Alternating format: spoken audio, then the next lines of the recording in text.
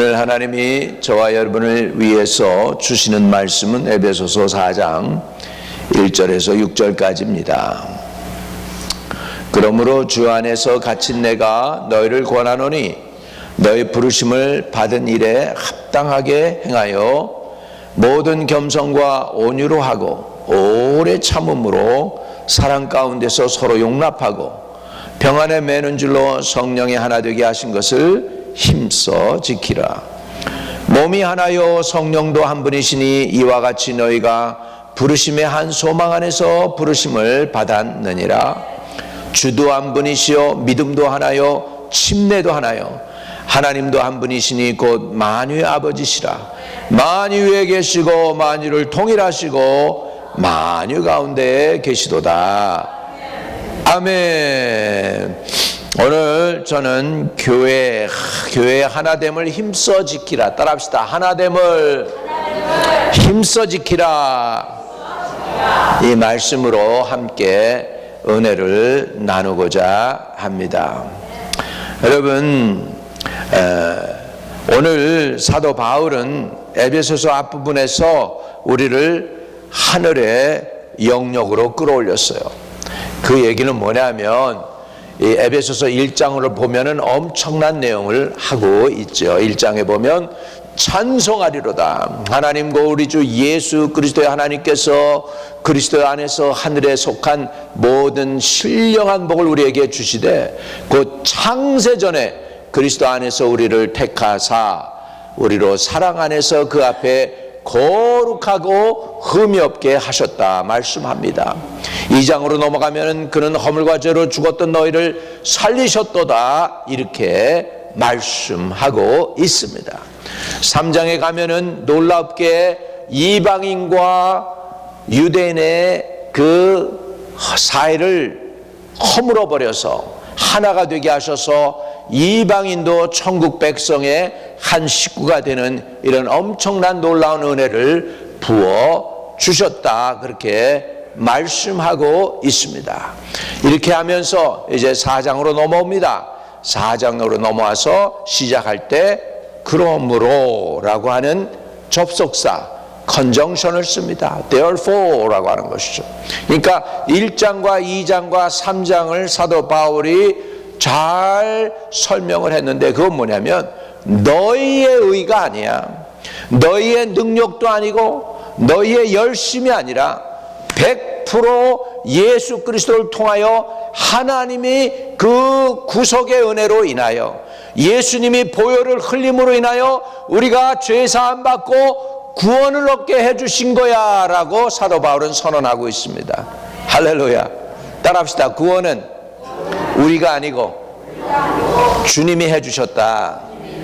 100%다 하나님과 예수 그리스도 하나님이 계획하시고 예수님께서 오셔서 성취하시고 성령께서 그것을 우리에게 드러나게 하셔서 우리에게 알게 해주시는 줄로 믿습니다. 그러기 때문에 이 얘기예요. 그래서 그러므로 주 안에서 갇힌 내가 너희를 권하노니 너희가 부름심을 받은 일에 합당하게 행하라는 거예요.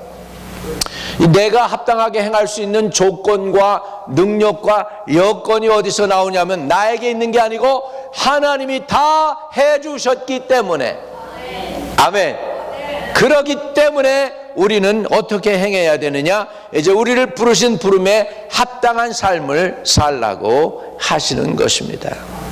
그래서 사도 바울은 에베소 앞부분에서 우리를 하늘의 영역으로 끌어올렸지만은 이제 그 내용이 창세전에 우리를 택하시고 피로 말미암아 구속해 주시고 성령으로 인쳐 주시고 이방인과 유대인의 막힌 담을 허시고 또 우리로 하여금 하나님의 존전에 나갈 수 있도록 성소에 가려졌던 휘장이 위에서부터 아래로 끊어주심으로 말미암아 언제든지 우리가 하나님 앞에 나아갈 수 있는 이런 엄청난 은혜를 예수 그리스도를 통해서 우리에게 해 주셨습니다.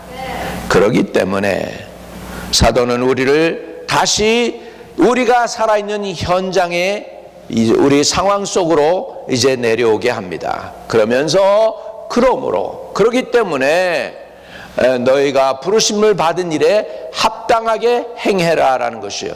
우리의 행위는 구원받기 위한 행동이 아닙니다. 하나님께 인정받기 위한 수고와 노력이 아닙니다. 이미 하나님께서 이렇게 엄청난 일을 다 해주시고 죄를 사해 주시고 구원을 주셨기 때문에, 그러므로 할렐루야, 그러므로 우리는 부르심의 일에 합당하게 행해서 어떻게 살아야 될까요? 2절을 같이 보도록 하겠습니다. 2절을 같이 보면서 읽습니다. 시작. 모든 겸손과 온유로 하고 오래 참음으로 사랑 가운데서 서로 용납하라고 말씀하고 있습니다. 재미있는 사실은 에베소서와 빌립보서와 골로새서 그리고 빌레몬서는 옥중서신입니다. 사도 바울이 감옥서에 갇혀서 지금 이 에베소 교회에, 빌립보 교회에, 골로새 교회에, 그 심지어는 빌레몬이라는 사람에게 개인적인 편지를 쓰고 있는데, 그때 사도 바울의 처지는 어떻게 되어 있느냐 하니까 4장 1절에 그러므로 주 안에서 갇힌 내가 너희를 권하노니, 사도 바울은 지금 감옥소에 갇혀 있는 상황 속에서 내가 너희를 권한다. 조금 말이 안 맞잖아요. 아니, 바깥에 있는 사람이 감옥소에 있는 사람을 격려해야 되는데 지금 거꾸로 됐어. 감옥소에 있는 사람이 교회들에게 편지해가지고 교회들을 지금 격려하고 있는 거예요. 예, 그러면서 뭐라고 얘기하시냐면 모든 겸손과 온유로 하고 오래 참음으로 사랑 가운데서 서로 용납하고 평안에 매는 줄로 성령이 하나 되게 하신 것을 힘써 지키라 라고 말씀하고 있습니다. 시설의 매인 자가 자유를 말하고 갇힌 자가 존귀한 삶을 말합니다. 그 삶 자체가 이미 사도 바울을 통해서 메시지가 되고 있습니다. 여기서 말하는 부르심을 받은 일에 합당하게 행하라는 그 뜻에서, 부르심은 누가 불렀습니까? 하나님이 우리를 불러주셨습니다. 여러분의 주인이 누굴까요? 여러분의 주인이 누구세요? 하나님이십니다. 하나님이 여러분의 주권자이십니다. 하나님은 우리를 죄에서, 진노에서, 단절에서, 멸망받을 곳에서 예수 그리스도의 나라로 옮겨주신 거 믿으시기 바랍니다.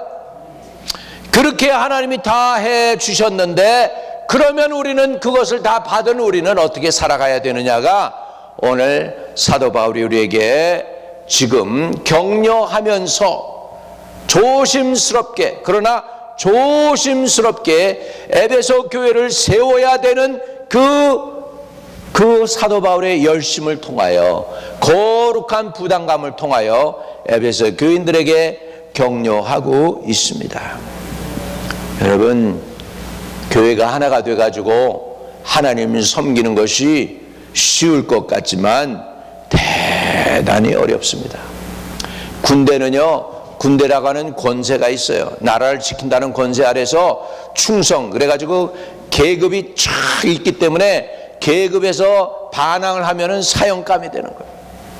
그게 군대예요. 그러니까는 군대는 차차차착 하면 명령이 하달되면은 이루어지는 것이 군대지만, 하나님의 교회가 그렇습니까? 하나님 교회는 그럴 수가 없잖아요. 그러면 하나님의 교회가 하나가 되려면 어떻게 해야 됩니까? 하나가 되는 방법을 여기서 분명히 제시하고 있어요. 2절 봅니다. 모든 겸손과 온유로 하고 오래 참음으로 사랑 가운데서 서로 용납하고 평안에 매는 줄로 성령이 하나 되게 하신 것을 힘써 지켜라. 따라합시다. 힘써 지켜라. 네. 여러분, 지키는 거예요. 이미 하나님이 성령으로 하나 되게 하셨어요. 하나님 나라의 한 가족의 일원이 되게 하셨어요. 하나님이 구원을 주셔서 예수의 보혈로 말미암아 한 형제요 자매가 되게 하셨어요.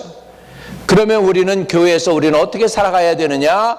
이제는 한 마음이 되는 그 일에 있어서 힘써 지키라고 말씀하고 있습니다. 사도 바울은 이 교회는 제도나 조직으로 유지되는 것이 아니고 사랑의 띠로 하나가 된다고 말씀하고 있습니다. 따라합시다. 사랑으로, 성령으로 하나 되자. 네. 평안에 매는 줄로 성령이 하나 되게 하신 것을 힘써 지키라고 말씀하고 있습니다. 여기 2절에 모든 겸손과 그랬는데 겸손이 도대체 뭘까요? 겸손은 은혜로 서 있음을 아는 것입니다. 여러분, 겸손은 저절로 안 생깁니다. 왜 그런가 말씀을 드릴게요. 여러분, 야생 말이나 짐승들을 사람이 다루려면 어떻게 해야 되죠? 어떻게 해야 되죠? 길을 들여야죠. 길을 들여야 됩니다. 여기 겸손이라는 단어가 무슨 뜻이냐면 길들여졌다라는 단어예요.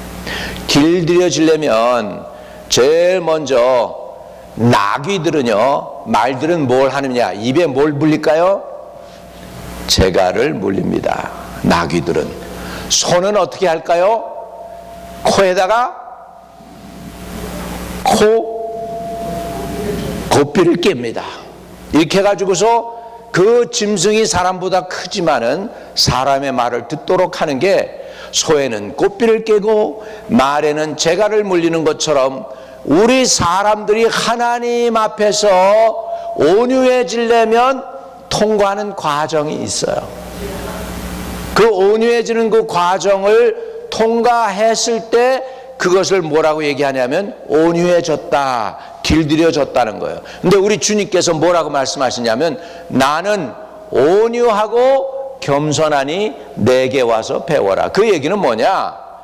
예수님을 하나님께서 온전히 온유하게 하셨다는 것은 예수님에게 성령을 부어주시고 광야에 가셔서 40일 금식하면서 유혹을 이기시고 승리하고 갈릴리로 돌아갈 땐 능력이 벼서 왔습니다. 그 능력이 어떤 자에게 따라오느냐? 온유해진 사람에게 따라오는 거예요. 이해되시면 아멘. 이 온유해졌다는 이 얘기는 뭐냐면 주님이 가라 하시면 가고 주님이 오라고 그러면 오고 주님이 하라고 하면 하는 거, 그것이 바로 온유해진 삶인 줄로 믿습니다.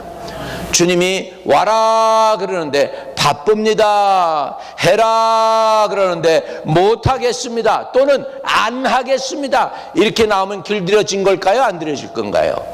길이 안 들여진 거예요. 온유하다는 것은 주님이 명령하면 죽더라도 뛰어내려 그러면 뛰어내리는 게 온유한 존재가 되는 것인 줄로 믿습니다. 그러면 이렇게 온유해지려면 어떻게 될까요? 광야에서 길들여진 거예요.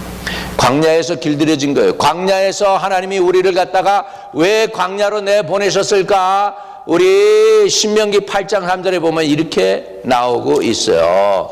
광야를 보낸 이유를 보면, 자, 신명기 8장 3절입니다. 같이 읽어봐요. 너를 낮추시며 너를 줄이게 하시며 또 너로 알지 못하는 내 조상들도 알지 못하던 만나를 내게 먹이신 것은 사람이 떡으로만 사는 것이 아니요 여호와 입에서 나오는 모든 말씀으로 사는 줄을 내가 알게 하려 하심이라. 광야는 어떤 것입니까? 낮아지는 것입니다. 광야는 줄이는 것입니다. 내가 할 수 없고 100%다 하나님이 하셨습니다 라고 고백할 때까지 낮아지는 것이 광야인 줄로 믿습니다. 광야 생활 안 겪은 성경의 위인들이 없어요. 하나님이 다윗에게 사무엘을 통하여 기름을 부었는데 그러면 그때 즉시에서 왕으로 등극해야 되잖아요. 아니에요.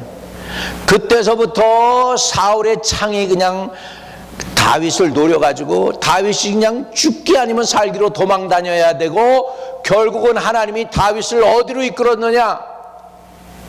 궁궐의 왕자로 이끈 것이 아니라 사람이 없는 곳에 정말로 숨어 다니지 않으면 안 되는 곳까지 아둘람 굴에 숨게 하고, 거기서도 안 되니까 이제는 블레셋 땅까지 몰아내 가지고서 아기스 앞에서 죽는 신용을 할 때까지 다윗이 낮아집니다.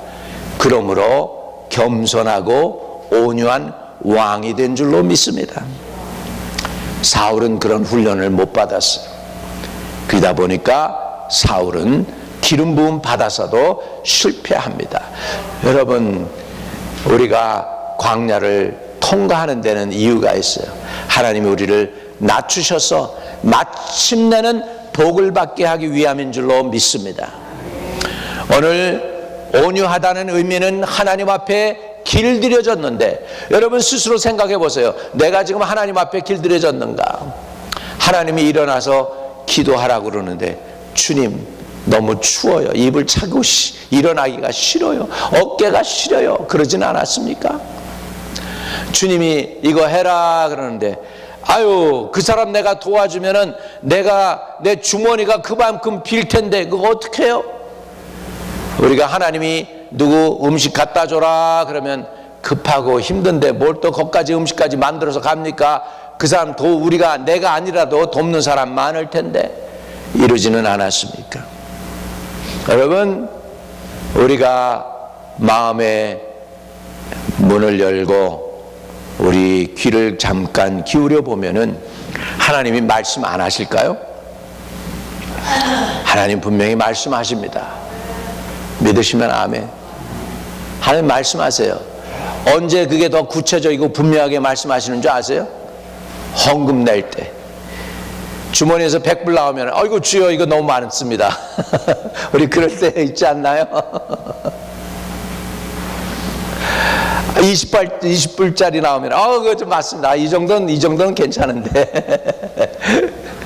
이러지 않을 수 있어요? 저는 보니까 하나님께서 얼마 내라고 제 개인적으로는 말씀하세요.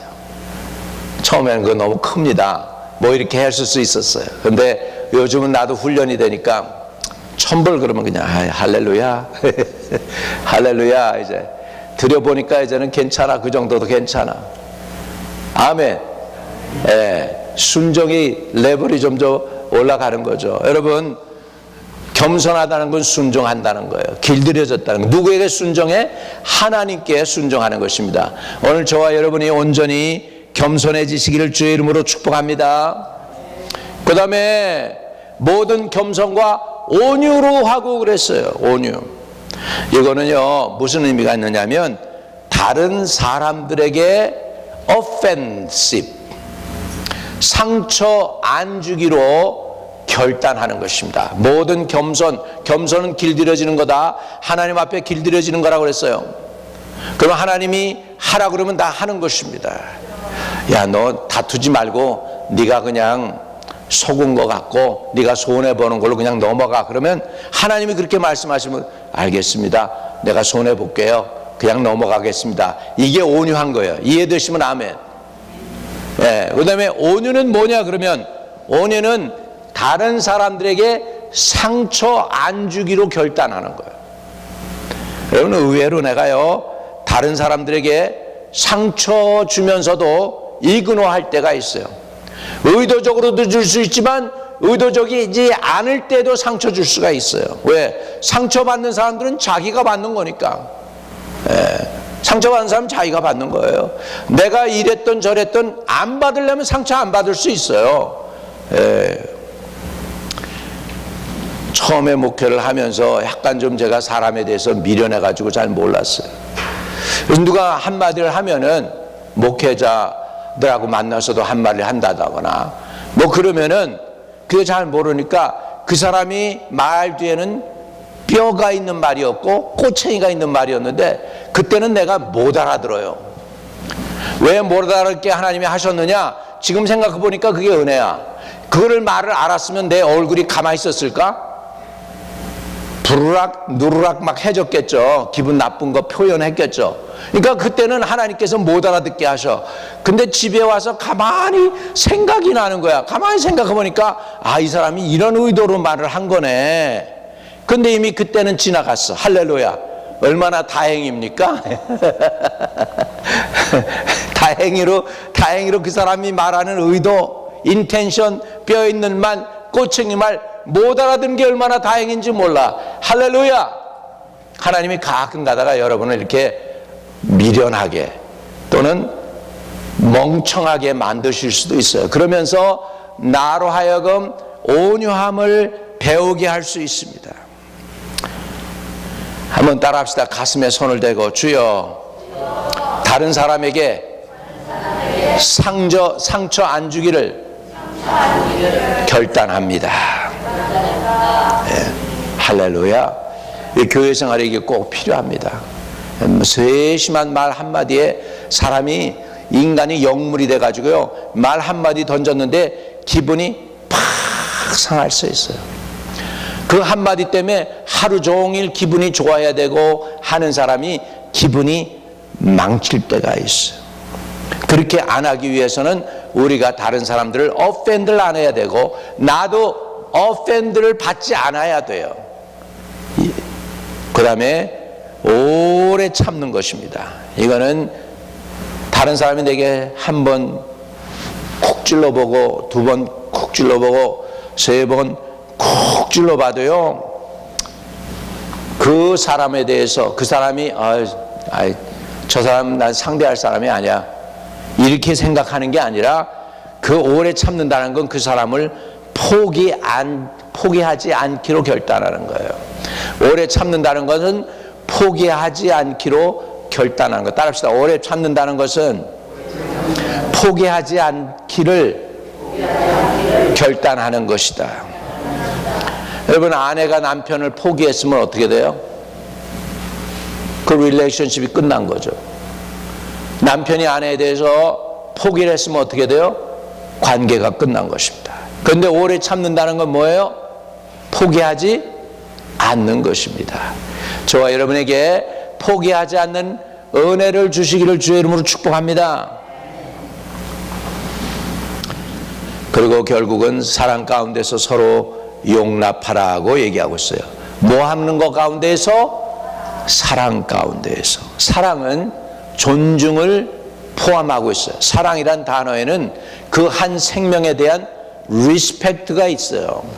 그 한 생명을 귀중히 여기는 마음이 있습니다. 그렇기 때문에 그 사랑 가운데서 서로 용납한다는 것은 어느 정도냐면 그리스도께서 나같이 넘어지고 실수하고 실패하고 자빠지는 사람을 인내해서 오늘까지 용서해 주시고 받아주시는 것처럼 저와 여러분이 서로 용납하라는 의미가 있는 줄로 믿습니다. 이 세상에서 나는 실수 한 번도 안 해봤다 하는 사람은 손 좀 들어보세요. 한 분도 안 계시네. 그러면 저와 여러분은 다른 사람들을 용납 안 할 자격이 있어요, 없어요? 자격이 없어요. 나도 실수하는 존재니까. 그러니까 서로 용납을 하라는 의미인 줄로 믿습니다. 여러분, 겸손과 온유와 오래 참음과 사랑 가운데 서로 용납함이 사라지면 어떻게 될까요? 부부 가운데에서 가정이 다툼이 일어납니다. 회사에도 이렇게 이것이 없으면 다툼이 일어납니다. 이 은혜들이 충만하면 평강이 넘치게 됩니다. 여러분, 겸손이 죽는 곳에 비교가 시작되고요, 온유가 사라지면 말이 날카로워지고요, 인내가 사라지게 될 때 분열이 공격하기 시작합니다.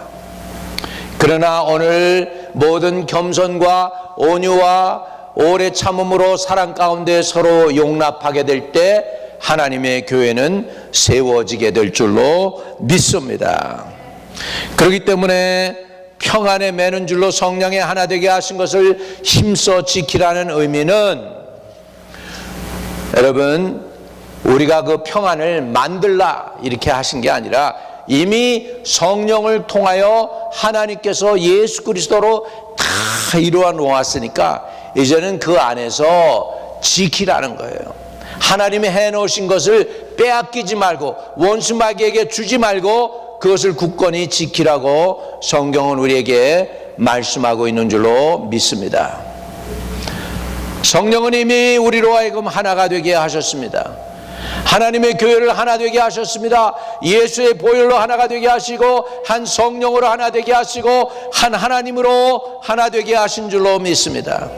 그러면 우리가 해야 될 것은 뭐냐 하면 그것을 힘써 지키라라고 말씀하고 있어요. 3절을 다시 읽어봅니다. 시작. 평안에 매는 줄로 성령이 하나 되게 하신 것을 힘써 지키라. 힘써라는 말은 urgency, 긴급함과 또 열심, 부지런함, 패션을 가지고 해야 된다는 거예요.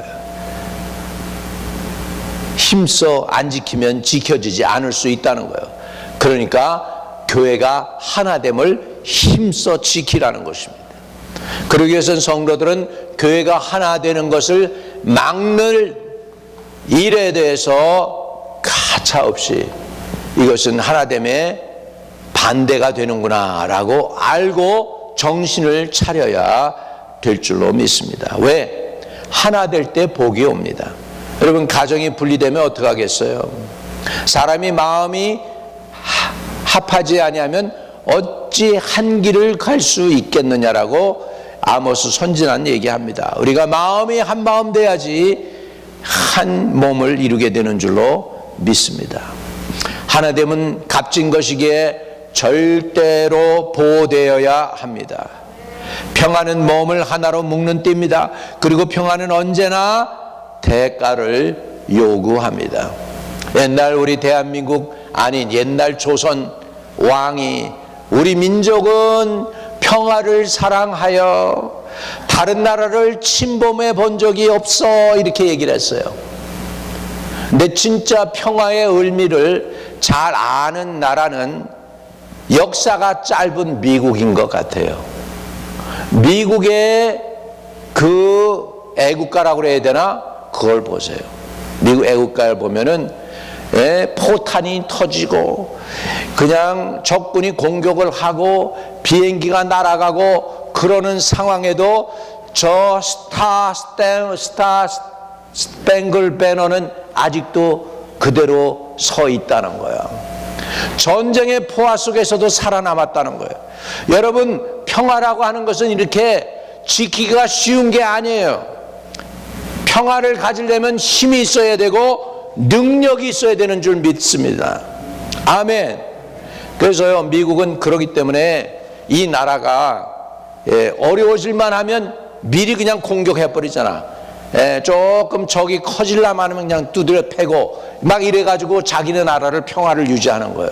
이 나라가 그런 나라예요. 왜? 평화는 가차없이 생기는 게 아니고 대가를 지불해야 되는 걸 잘 알기 때문입니다. 예수님이 하나님과 저를 평화, 화목하게 하기 위해서 어떤 대가를 지불했어요? 자기의 목숨, 피를 다 쏟는 대가를 지불했어요. 그렇기 때문에 평강은 공짜가 아니에요. 대가를 지불해야 되는 거예요. 싸움에서 이겨야 되는 거예요. 평화를 막는 원수마귀를 결박해야 되는 거예요. 믿으시면 아멘. 그래서 평안에 3절 다시 평안에 매는 줄로 성령이 하나 되게 하신 것을 어떻게 해라? 힘써 지켜라. 그러면서 4절에 이렇게 나옵니다. 몸도 하나요 성령도 한 분이시니 이와 같이 너희가 부르심의 한 소망 안에서 부르심을 받았느니라 이렇게 말씀하십니다. 그러면서 더 나가서 주도 한 분이시요 믿음도 하나요 침례도 하나요 하나님도 한 분이시니 곧 만유의 아버지시라. 만유에 계시고 만유를 통일하시고 만유 가운데 계시도다. 여기서 한 몸이라고 그러죠. 몸이 하나요. 동일한 생명이라는 거예요. 저와 여러분에겐 예수의 생명이 흐르고 있다는 걸 믿으시기 바랍니다. 그 다음에 또 뭐가 하나라고 했어요? 성령도 한 분이라 그랬습니다. 여러분, 이 성령께서 저와 여러분에게 내주하신다는 사실을 믿으시기를 바랍니다. 또 그 다음에 너희가 부르심의 한 소망 안에서 부름을 받았다. 동일한 하나님의 영광에 동참할 하나님의 거룩한 성도들인 거 믿으시기 바랍니다. 또 한 주, 저와 여러분의 주인이 누굽니까? 주인이 여럿입니까? 유일하게 한 분이죠. 누구? 예수. 우리 예수님만 생각하면 여러분이 감격이 있어야 돼요. 여러분 속에 예수의 뜨거운 피가 흐르고 뜨거운 예수님을 향해서 뜨거운 열정이 있어서 예수만 생각하면 눈물이 솟고 감격이 나오고 감사하고 이런 은혜가 다시 저와 여러분에게 활활 그냥 불타오르도록 열정이 불타오르시는 은혜가 있게 되시기를 주의 이름으로 축복합니다. 그리고 한 믿음, 여러 믿음이 아닌 한 믿음입니다. 한 침례. 침례는 예수 그리스도와 연합한다는 의미가 있잖아요. 그 다음에 한 하나님 아버지. 하나님 아버지는 만유에 계시고 만유를 다스리시고 만유 가운데 역사하시는 분이시고 그리스도 안에서 모든 것을 함께 받은 우리가 어찌 갈라져서 원수처럼 살아갈 수 있겠습니까?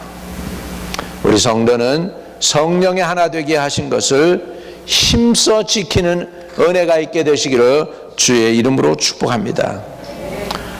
여러분, 이런 설교는요, 교회가 지금 우리처럼 평안할 때 미리 주사를 맞는 거, 예방주사를 맞아서 이런 설교를 자꾸 들어야지, 진짜 힘들고 어려울 때 마귀가 공격할 때 이런 얘기하면은요, 나 들어보라고 그랬죠? 그리고서는 사단이 마음을 뒤집어 놓는 거예요. 그렇기 때문에 이렇게 편안할 때 가끔 가다가 예방주사를 빵빵 맞아가지고 말씀을 깨닫게 해야 될 줄로 믿습니다. 그러면 우리는 어떻게 살아야 될까요? 말씀이 우리를 살펴서 말씀대로 살아야 되는 것입니다. 갈등이 없지만 앞으로 갈등이 생길 때 여러분 생각해 봐야 돼요. 나는 나를 변호하기에 급급한 사람인가? 아니면 하나님의 몸된 교회에 하나 되게 하심을 지키는 사람인가를 생각해 보시기를 바랍니다. 다시 한번요. 나는 나를 변호하기에 급한 사람인가? 아니면 하나님의 몸된 교회를 지키려고 하는가? 무엇이 우선순위냐 말이에요. 나는 이기기 위해 말하는가? 아니면은 화해를 위해서 말을 하고 있는가? 옳음이 관계보다 더 중요한가요? 내가 이겼다라고 하는 것이 저 사람을 잃어버리고 내가 이기는 게 중요한가요? 아니면 그 사람과 피스메이킹해서 한 길을 같이 가는 게 더 중요한 거예요? 하나된 교회는 보이지 않는 구주를 보이게 합니다. 왜? 교회의 머리는 누구시기 때문에? 예수님 때문에. 할렐루야. 말씀을 정리합니다. 성도 여러분, 교회의 하나됨은 하나님이 주신 가장 귀한 선물 중에 하나입니다. 우리 교회가 하나된 거 하나님이 주신 가장 귀한 선물 중에 하나예요. 하나님이 아버지께서 계속 계획하셨고 아들이 피로 대가를 지불하시고 사셨고 성령께서 적용해 주셨습니다. 공짜가 아니에요. 예수님이 피의 대가를 지불하시고 저와 여러분을 하나가 되게 하신 줄로 믿습니다. 이제 그것이 우리 손에 있습니다. 우리는 겸손으로 그것을 지키거나 또는 내 자존심으로 그것을 손상시킬 수가 있어요. 뭐라고요?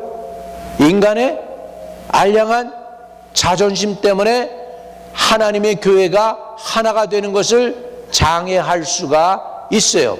한 개인이 또는 그룹이 그렇게 될 수가 있습니다.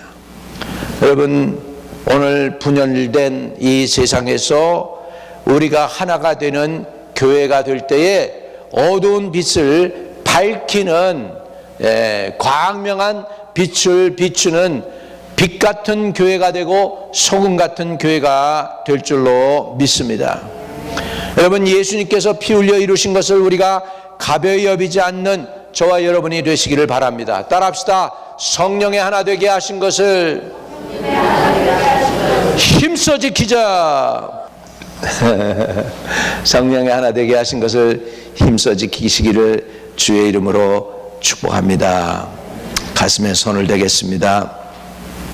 살아계신 하나님, 우리를 그리스도 안에서 한 몸 되게 하신 은혜를 감사를 드립니다.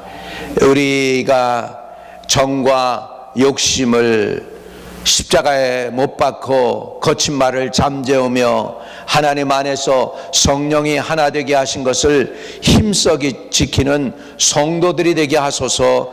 가정들도 하나가 되게 하소서. 갈라진 자신 개개인의 마음도 한 마음 되게 하시고 하나님과 한 뜻 되는 귀한 성도들의 삶이 되도록 축복해 주세요. 구주 예수 그리스도 이름으로 기도합니다. 아멘.